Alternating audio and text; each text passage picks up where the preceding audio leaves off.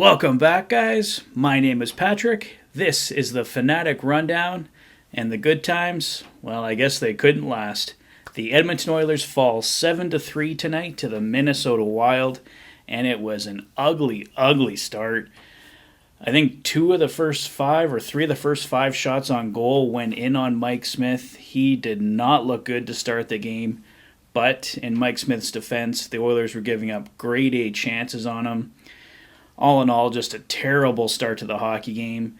The Oilers ended up being down 4-1 after the first period. Mike Smith got pulled in favor of Mikko Koskinen. Koskinen played a little bit better, but he also struggled. He gave up a couple more goals in the second, one more in the third. The Oilers got a couple back, and like I said, it ends in a 7-3 defeat. So the Oilers' 5-game winning streak is over, and Jay Woodcroft has his first NHL loss. I think tonight's loss is a combination of a lot of things. This is the Oilers' 5th game in 7 nights. You could tell they looked completely dead tired out there, especially in the first. They were making a lot of mental mistakes, giving the puck up, like I said, giving up grade A chances. Mike Smith didn't look great, but at the same time, like I said, the chances the Oilers were giving up. The Minnesota Wild were coming off a couple bad losses. They really wanted this one tonight. It showed. They came out hungry. They pounced all over a tired Oilers team and took it to them early. For Mike Smith, I'm not blaming him for the loss tonight, but it would have been nice if he could have stopped at least one of those first 3 goals, come up with one really huge save. The saves just weren't there tonight. Even with the 5-game winning streak, the Oilers have had some rough starts that the goalies have been able to bail them out of. Obviously, the Oilers did not get bailed out tonight. Mike Smith struggled. Mikko Koskinen did somewhat better, but Mikko Koskinen is coming off of just playing yesterday. Overall, it's been a really big week for the team. 2 new coaches, new systems, new direction. And overall, I thought they handled it really well. Obviously, they were on a 5-game winning streak. We were all loving Jay Woodcroft, and obviously, because the Oilers lost 1 game doesn't mean it's all going downhill again. I think the key will be how they come back against Tampa on Wednesday. They have to put this game behind them, get some rest over the next couple days, get some practice time. Tampa Bay, Florida, and Carolina, as we know, are the next 3 huge games on the schedule. Really tough opponents, and the Oilers have to bring it. If they have another start like they did against Minnesota, those games are going to be over really quickly. All the credit in the world to Minnesota. They're a fantastic hockey team. They proved that tonight. They came out hungry, got the victory, and the Oilers just need to regroup. I'm pretty much putting this entire loss tonight on a team that's overly fatigued. They're making mental mistakes when they're tired. They just played yesterday afternoon. It's kind of a weird schedule, playing at 2 o'clock and 6 o'clock the next day. I'm not going to let them completely off the hook. I mean, they got to obviously play better than this. Back-to-back situations are going to be a very common occurrence down the stretch here, so the Oilers have to find a way to dig deep and get these victories. They got to come out stronger than this.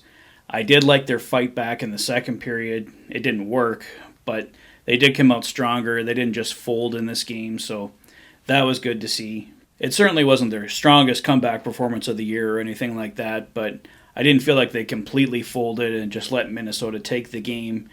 They kept coming, but Minnesota got goals that were even more deflating, so they got a lucky one, bounced in off the post, off Koskinen, then in the net.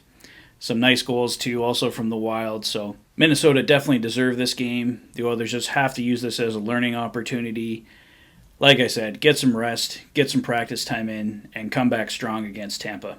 Despite the loss tonight, a big bright spot, Tyler Benson gets his very first NHL goal, digging in around the net, puts in a rebound, skates away, and actually hits Kirill Kaprizov as he's skating away from the net. Not really sure why he hit him. I guess Kaprizov was in his way. Kaprizov was pretty surprised. He turned around and gave Benson a little shove back as he was celebrating. So Benson's a bit of a character, I guess, but congratulations to him on getting his very first NHL goal. For that note, I'm going to give him tonight's player of the game. So congrats to Benson. It's going to be a moment he'd never forget. It's too bad it didn't come in a winning effort, but congrats to Tyler Benson on his very first NHL goal. And like I said, he is tonight's player of the game. I usually include the winning team on these, but whatever. I'm going to give both of them to the Oilers tonight. Zach Hyman and Ryan McLeod get the play of the game for the Oilers' third goal tonight just before it ended there. Beautiful passing play, great finish by Hyman, and that's tonight's play of the game.